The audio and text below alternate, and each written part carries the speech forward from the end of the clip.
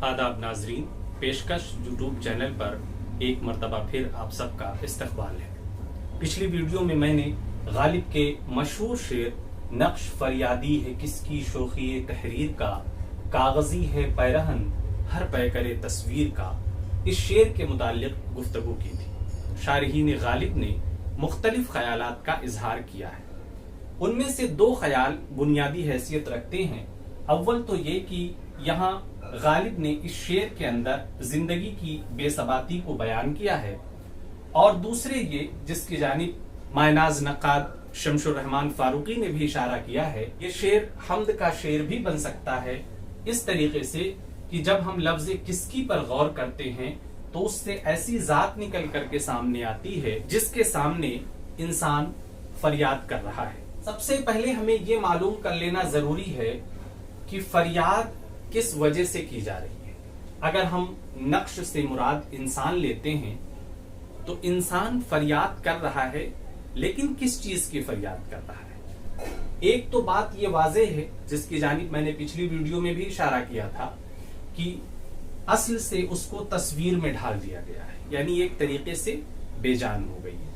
अब इस असल की अगर हम बात करते हैं तो नज्म तबातबाई ने, जो शारहीन गालिब में बहुत अहमियत रखते हैं, उन्होंने इशारा किया है कि इंसान इस वजह से फरियाद कर रहा है क्योंकि जहां से उसकी शुरुआत हुई थी वहां से उसे अलग कर दिया गया। अब शुरुआत कहां से हुई थी? इस्लामिक नजरिया ये है कि इंसानों को या जितनी भी रूहें हैं जिन्हें इस दुनिया में आना है, सबको आलमे अरवाह में यकजा किया गया। यानी तमाम रूहें इस जगह सबसे पहले जमा की जा चुकी हैं। अब जो भी आएंगी वहीं से निकल करके एक जिस्म इख्तियार करके दुनिया में आती रहेंगी। इस एतबार से अगर देखें तो इंसान की शिकायत यह है कि वहां से उसे अलग कर दिया गया, यानी उसकी असल से उसे निकाल करके एक नापायदार शय में दाखिल कर दिया गया है जो तस्वीर है। ठीक है, अगर हम आलमे अरवाह की बात करते हैं, यहां पर हस्ती और नीस्ती का भी फलसफा आ जाता है। यानी गालिब ने भी इस बात का एतराफ किया है कि होने से ज्यादा ना होने में फायदे हैं। गालिब का मशहूर शेर है, न था कुछ तो खुदा था, कुछ न होता तो खुदा होता, डुबोया मुझको होने ने, न होता मैं तो क्या होता। यानी न था कुछ तो खुदा था, दो मफहूम यहाँ है। एक तो अगर अपनी जात को मुखातब करके वो कह रहा है या अपने मुतालिक कोई बयान दे रहा है तो कह रहा है कि जब तक मैं कुछ नहीं था तो ये भी इम्कान है कि मैं खुदा था, कुछ ना होता तो खुदा होता। यानी अगर मेरा ये वजूद जाहिर ना होता, मैं इस तरीके से गोश्त पोस्ट का एक इंसान ना होता, तो मुमकिन है कि मैं गयाब में रहता और खुदा की सिफात का हामिल होता। न था कुछ तो खुदा था, कुछ न होता तो खुदा होता, डुबोया मुझको होने ने, मैं अगर हो गया यानी दुनिया में आ गया, हमारे सारे राज खुल गए। न होता मैं तो क्या होता। अब इस क्या होते में एक ऑप्शन ये भी है कि खुदा भी हो सकते थे। यानी गयाब में जो चीजें हैं उनकी बड़ाई एक तरीके से गालिब बयान कर रहा है। अब इस शेर के मफहूम को आप जहन में रखिए और वहां से जो चीज निकल करके तस्वीर की शक्ल इख्तियार कर रही है उसके मुतालिक सोचें तो उसकी शिकायत या उसकी फरियाद बिल्कुल बजा मालूम होती है। नक्श फरियादी है किसकी शोखी तहरीर का, कागजी है पैरहन हर पै करे तस्वीर का। अब शिकायत इस बात की कर रहा है इंसान कि उसे मब्दए हकीकी यानी जहां से ओरिजिनली उसकी शुरुआत हुई थी वहां से निकाल दिया गया है, तस्वीर में कैद कर दिया गया है। दूसरी बात यह है कि यहां आ जाने में कोई बुराई नहीं थी, लेकिन जब खुसूसियात भी वही होती, औसाफ भी वही होते, लेकिन यहाँ सूरत हाल बदल गई और वो ये हुआ कि जो यहाँ पर पैकर अता हुआ वो कागजी पैरहन रखता है, यानी उसका कोई एतबार नहीं कोई। अब आप शेर के अंदर लफ्ज नक्श और तस्वीर को बहुत करीब माने में पाएंगे। यानी जो नक्श फरियाद कर रहा है ये वही नक्श है جو تصویر کی شکل میں ہے اور جس کا پیکر کیا ہے؟ کاغذی ہے. اگر آپ اسے ایک ہی معنی میں نہیں لیں گے تو شعر الگ ہو جائے گا، دونوں مصرے شعر کے الگ ہو جائیں گے. جب ہم نے اسے ایک معنی میں لیا تو شکایت بجا ہو گئی کہ ہاں چونکہ ہماری ہستی کا اعتبار نہیں ہے، ہم جلد فنا ہو جائیں گے، اس لیے وہاں سے نکل آنے میں یا اس روپ میں نظر آنے میں نقصان ہے. نظم طباطبائی نے کاغذی ہے پیرہن کی جو روایت جس کی جانب غالب نے اشارہ کیا تھا، اور بعد میں مختلف ناقدین نے اس کی وضاحت بھی کی ہے کہ ہاں یہ رسم بالکل صحیح ہے، درست ہے. اس کے متعلق ان کا خیال یہ تھا کہ یہ رسم کہیں نہیں پائی جاتی اور یہ بات شاید غالب نے اپنی طرف سے لکھ دی ہے. لیکن بعد میں ظفر احمد صدیقی نے جب ان کی شرح کو دوبارہ مرتب کیا تو اس میں انہوں نے حاشیہ چڑھایا اور مدلل طریقے سے واضح کیا کہ نہیں، یہ رسم بہت پرانی ہے اور واقعی موجود تھی. ٹھیک ہے. اب فریادی اور کاغذی کا رشتہ بھی بن جاتا ہے، یعنی کاغذی پیرہن وہی پہنے گا جو فریادی ہوگا، یعنی فریادی کے اندر جو مفہوم چھپا ہے کاغذی پیرہن اسے موڈیفائی کر رہا ہے، اسی کے اندر وسعت پیدا کر رہا ہے. نظم طباطبائی کا ایک اعتراض یہ بھی تھا کہ یہ شعر بے معنی ہے، اور اس کی وجہ یہ ہے کہ غالب نے یہاں پر ہستی کی نااعتباری کا ذکر کیا ہے، لیکن کوئی ایسا لفظ نہیں موجود ہے جو اس بے اعتبار ہستی کی شکایت کر رہا ہو یا اس سے نفرت کا اظہار کر رہا ہو. شمس الرحمن فاروقی نے اس جانب اشارہ کیا ہے کہ شعر کے اندر مختلف الفاظ ایسے موجود ہیں جو ہستی کے ناپائیدار ہونے کی جانب اشارہ کر رہے ہیں. یہ بات اپنی جگہ، لیکن اگر آپ شعر پر غور کریں گے تو آپ کو ایک صورت اور نظر آئے گی، اور وہ یہ ہے کہ شاعر صاف طور پر پیکر تصویر کے پیرہن کے کاغذی ہونے کی بات کر رہا ہے، یعنی اس کے جسم پر جو پیرہن ہے وہ بہت کاغذی ہے، جلد پھٹ جانے والا ہے. یعنی یہاں پر اس کی بے اعتباری، بے ثباتی واضح ہے. گویا کہ اس لباس میں یا اس صورت میں اس کا کوئی اعتبار نہیں ہے. تو یہ موجودہ صورت کی ایک کمی ہے، ایک کوتاہی ہے.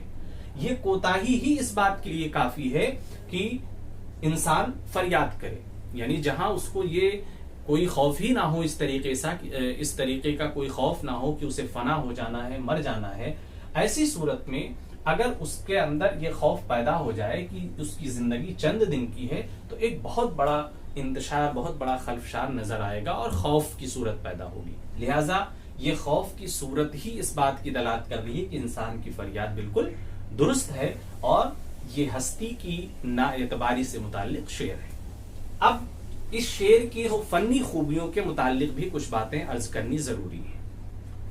سب سے پہلی بات تو یہ ہے کہ آپ شعر کے الفاظ پر غور کریں گے تو آپ کو کئی الفاظ ایسے نظر آئیں گے جو ایک ہی قبیل کے ہیں. مثال کے طور پر نقش، اسی طریقے سے تحریر، کاغذی،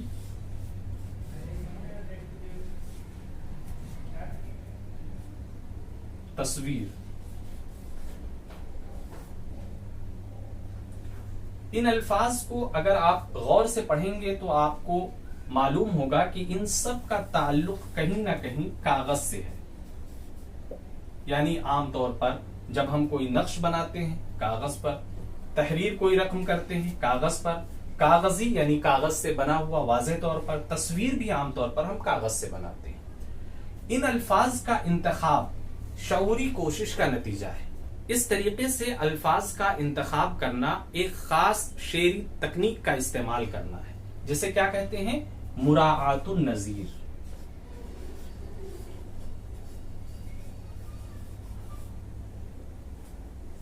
مراعات النظیر یعنی ایک ہی جیسے، ایک ہی قبیل کے الفاظ اگر کسی شعر میں استعمال کیا جائے مفہوم کو واضح کرنے کے لیے تو اسے کیا کہیں گے؟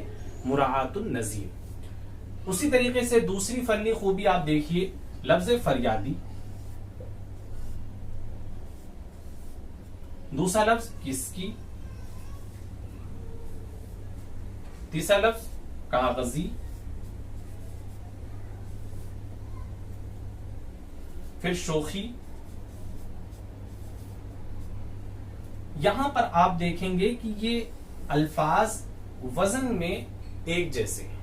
یہ بھی شاعری کی ایک خاص تکنیک ہے جسے تجنیس صوتی کہتے ہیں.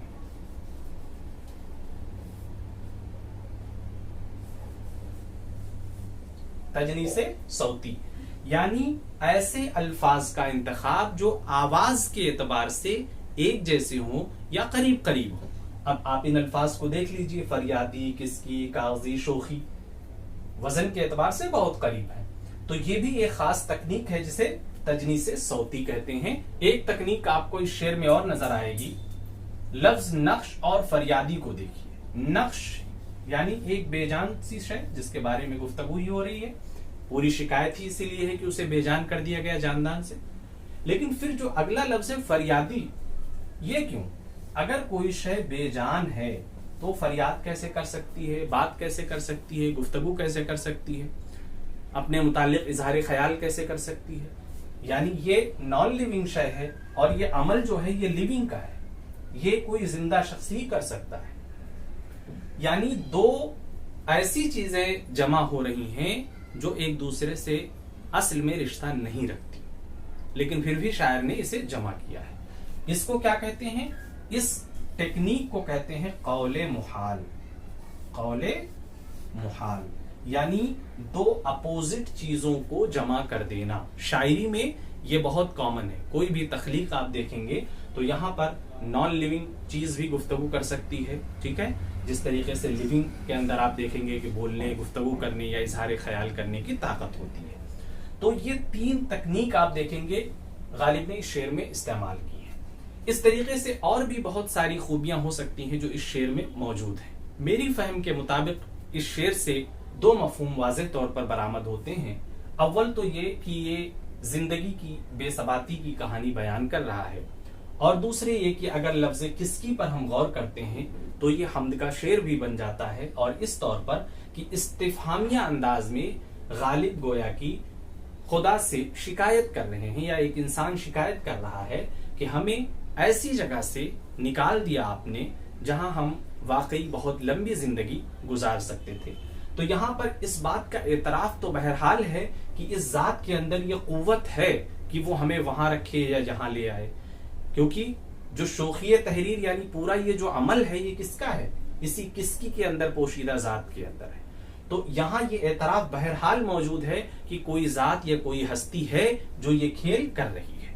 اس لیے خدا پر یقین یا ایک ایسی طاقت پر یقین جو یہ عمل انجام دے، یہ اس بات کی علامت ہے کہ یہ شعر حمد کا بھی ہو سکتا ہے. اب بھی یہ بہت امکان ہے کہ شعر کے اندر الگ الگ مفاہیم، الگ الگ معنی اس سے برآمد ہو سکتے ہوں جن تک میری نظر نہیں جا پا رہی ہو. اس لیے کبھی بھی کسی تجزیے تشریح کا دروازہ بند نہیں ہوتا ہے. ہمیشہ یہ امکان باقی رہتا ہے کہ کچھ نئے معنی کا اس میں اضافہ کیا جا سکے. شکریہ.